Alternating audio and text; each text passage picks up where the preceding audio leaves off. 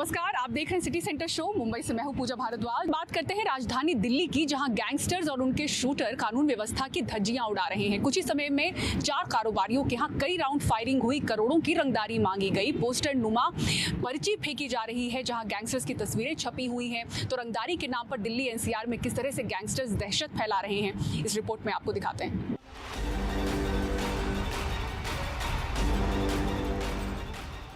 पश्चिम विहार और छावला, दो अलग अलग जगह लेकिन एक जैसी ही वारदात। बाइक पर 3 बदमाश आते हैं और रंगदारी के लिए फायरिंग करते हैं। पश्चिम विहार के राज मंदिर हायर मार्केट में बदमाश ताबड़तोड़ 7 से 8 राउंड फायरिंग करते हैं।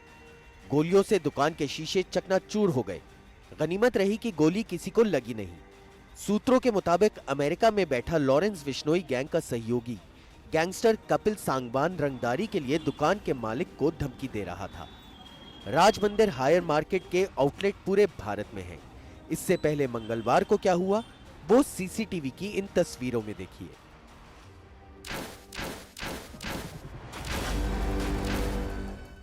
कुछ इस तरह उड़ाई जा रही हैं दिल्ली में कानून और व्यवस्था की धज्जियां। गोलियों की तड़तड़ाहट से पूरा इलाका गूंज उठा। वारदात सोमवार दोपहर करीब 1:30 बजे की है। स्कूटी पर 3 नकाबपोश बदमाश आते हैं और एक प्लाईवुड शोरूम पर ताबड़तोड़ फायरिंग करते हैं। बदमाश पुलिस को सीधी खुली चुनौती दे रहे हैं। पहले बदमाश रंगदारी के लिए पर्चियां रखते थे, लेकिन इस बार बदमाश एक बड़ा सा पोस्टर रख गए हैं। देखिए इस पोस्टर की तस्वीर को। लॉरेंस बिश्नोई गैंग से जुड़े गोगी गैंग की कलर फोटो वाली धमकी में काले कपड़ों में गैंगस्टर गोगी हथियार लिए दिख रहा है। दूसरा फोटो लाल कपड़े में कुलदीप फज्जा का फोटो है। इसमें नीचे लिखा है गोगी भाई ग्रुप, योगेश दाहिया, फज्जा भाई, मोंटी मान और साथ में 10 करोड़ लिखा है। गोगी और फज्जा दोनों की मौत हो चुकी है, लेकिन गोगी गैंग का ये नया स्टाइल देखिए धमकी का। इसके बाद कारोबारी को मोंटी मान नाम के शख्स ने एक विदेशी नंबर से फोन भी किया। गोगी गैंग की कमान अब दीपक बॉक्सर के पास है। दीपक बॉक्सर इस समय तिहाड़ जेल में है। उसके पास कई शूटर हैं और ये गैंग अब लॉरेंस बिश्नोई के लिए भी काम करता है। नांगलोई में हुई फायरिंग के करीब 2 घंटे बाद शूटरों ने प्रॉपर्टी ऑफिस डीलर के इस ऑफिस में दस्तक दी। यहां भी इसी स्टाइल में करीब 10 राउंड फायरिंग की और रंगदारी की मांग कर निकल गए। सूत्रों के मुताबिक दोनों घटनाओं में एक ही गैंग का हाथ है। दिल्ली एनसीआर के कारोबारियों में धमकियों और फायरिंग से दहशत है। पिछले कुछ बरसों में रंगदारी की घटनाओं को देखें तो इनमें इन गैंगस्टरों का नाम सामने आ रहा है।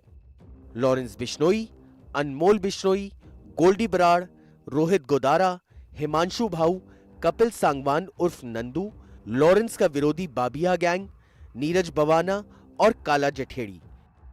साफ है कि गैंगस्टर दिल्ली पुलिस को खुली चुनौती दे रहे हैं। एक के बाद एक धमकी की पर्चियां और अब इस तरह के पोस्टर मिलने से दिल्ली एनसीआर की कानून व्यवस्था पर सवाल खड़े हो रहे हैं।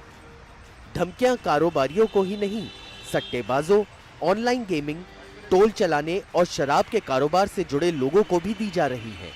इस तरह के ऑडियो और वीडियो भी कई बार सामने आ चुके हैं। पहले रंगदारी के मामले कभी कभार सामने आते थे और रंगदारी की रकम हजारों या लाखों में होती थी, लेकिन अब करोड़ों से नीचे बात नहीं होती।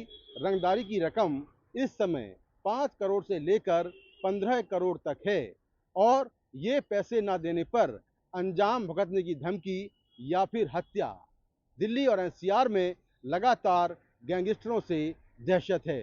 नई दिल्ली से मुकेश सिंह सेंगर, एनडीटीवी इंडिया। और अब आइए बात करते हैं साइबर ठगी की। बेंगलुरु में साइबर अपराधियों ने आईटी उद्योगपति नारायण मूर्ति और मुकेश अंबानी की डीप फेक वीडियो इस्तेमाल कर कुछ फर्जी ऐप्स का प्रमोशन किया और लाखों रुपए ठग लिए। साइबर ठगी की बात करें तो इस कदर इसका जाल फैला है कि बिहार में साइबर ठगी के लिए कर्नाटक से ठगों की एक टीम हायर की गई है, जिसे अब गिरफ्तार किया गया है। दिखाते हैं आपको पूरी खबर। किसी ट्रेडिंग ऐप का प्रमोशन अगर नारायण मूर्ति और मुकेश अंबानी करें तो भला झांसे में आने से कौन बच सकेगा। साइबर अपराधी नए नए तरीकों से ठगी का खेल खेल रहे हैं। सिर्फ वीडियो ही नहीं, कॉल्स के जरिए भी लोगों को लालच देकर अच्छा मुनाफा कमाने का भरोसा दिया जा रहा था।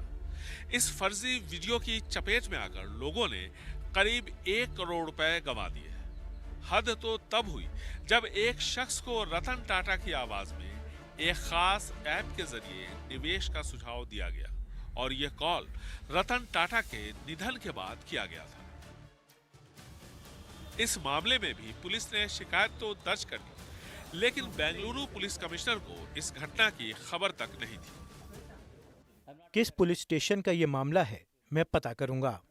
नारायण मूर्ति और मुकेश अंबानी जैसे जाने माने लोगों का डीप फेक वीडियो बनाकर लोगों को साइबर अपराधी ठग रहे हैं, लेकिन एफआईआर होने के बावजूद पुलिस कमिश्नर को इसकी जानकारी नहीं है, जिससे पता चलता है कि पुलिस इस मामले में उतनी गंभीर नहीं है जितनी होनी चाहिए। और अब साइबर ठगों का एक गैंग बिहार में पकड़ा गया है। अब कर्नाटक के साइबर ठगों को दूसरे राज्यों में भी ले जाया जा रहा है। बिहार के भभुआ में गिरफ्तार इन 18 साइबर ठगों में से 15 कर्नाटक के अलग अलग शहरों से हैं। ये लोग साझे में कामकाज कर रहे थे। कौशल नालंदा से और वेंकटेश बेंगलुरु से। कौशल अभी फरार है। पुलिस के अनुसार इस गैंग ने अब तक तकरीबन 5 करोड़ रुपए से ज्यादा की ठगी की है। इसमें कुल 18 अपराधियों, 2 साइबर अपराधियों को गिरफ्तार किया गया है, जिसमें कि 15 कर्नाटक राज्य के अपराधी हैं जो कि यहाँ मोहनिया थाना क्षेत्र में रहकर यहाँ से साइबर अपराध कर रहे थे। इनका जो एमओ है, इनका जो कार्य करने का तरीका है, ये लोग कर्नाटक राज्य के लोगों को कन्नड़ में बात करके और उनको लोन दिलाने के नाम पर ध्यान रखते हैं। साइबर ठगी का आलम यह है कि कर्नाटक में पिछले 1 साल के दौरान 465 करोड़ रुपए से ज्यादा की ठगी के मामले सामने आए, जबकि रिकवरी 20% से भी कम है। बेंगलुरु से कैमरामैन कुमार के साथ निहाल किदवई, एनडीटीवी। घोटाले के आरोपों से घिरी सिद्धारमैया सरकार की मुश्किलें और बढ़ गई हैं। कर्नाटक विधानसभा में विपक्ष के नेता ने सिद्धारमैया सरकार के आबकारी विभाग में 900 करोड़ रुपए के घोटाले का आरोप लगाया है। बीजेपी ने इसी बीच एक्साइज मंत्री के इस्तीफे की मांग कर दी है। वहीं वाइन मर्चेंट एसोसिएशन ने 20 नवंबर को शराब की दुकानें बंद रखने का फैसला किया है। कर्नाटक वाइन एसोसिएशन के दफ्तर पर ताला पड़ा है। किसी और जगह पर बैठक चल रही है। कर्नाटक वाइन एसोसिएशन ने मुख्यमंत्री सिद्धरामैया को पत्र लिखकर आग्रह किया है कि आबकारी मंत्री को बदला जाए और इस विभाग में फैले भ्रष्टाचार को दूर किया जाए, नहीं तो 20 नवंबर को कर्नाटक में सभी शराब की दुकानें एक दिन के लिए बंद रहेंगी। पत्र में लिखा है कि पिछले 1 साल के दौरान बार चलाने के लिए तकरीबन 1000 लाइसेंस दिए गए। हर लाइसेंस के लिए 30 लाख से 70 लाख रुपए वसूले गए, जिससे 300 से 700 करोड़ रुपए की उगाही हुई।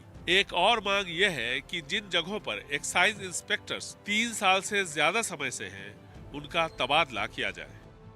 बीजेपी अब इस मामले को लेकर आक्रामक हो गई है। पार्टी का आरोप है कि यह मामला दिल्ली के आबकारी घोटाले से भी बड़ा है।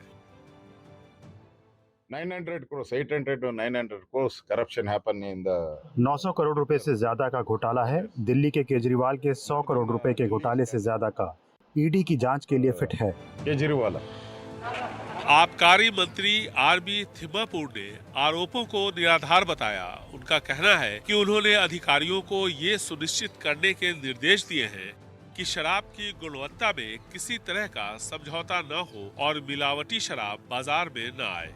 इसके साथ जिन लोगों के पास शराब की खरीद फरोख्त का लाइसेंस है, उनका ऑडिट हो। इससे कुछ लोग नाराज हैं और इसी वजह से व्यापारी इस तरह की बयानबाजी कर रहे हैं। बेवजह के आरोप लगाए जा रहे हैं। निराधार आरोप हैं, सच्चाई से परे।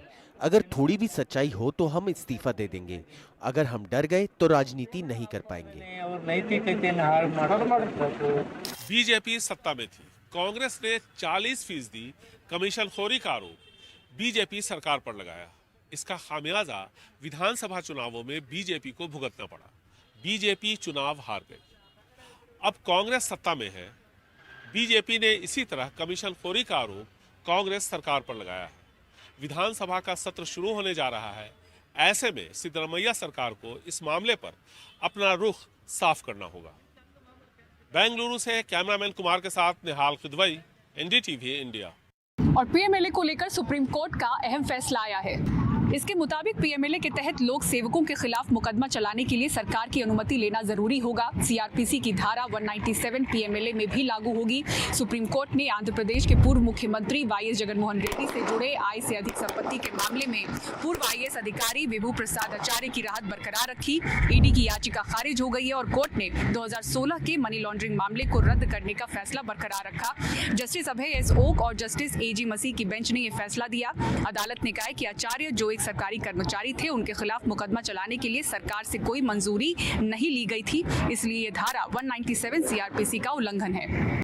बॉलीवुड में अपनी डूबती नैया को पार लगाने के लिए किस तरह से हीरो विलेन बन रहे हैं, दिखाएंगे इस पर आपको रिपोर्ट। एक ब्रेक के बाद आप देखते रहिए सिटी सेंटर शो।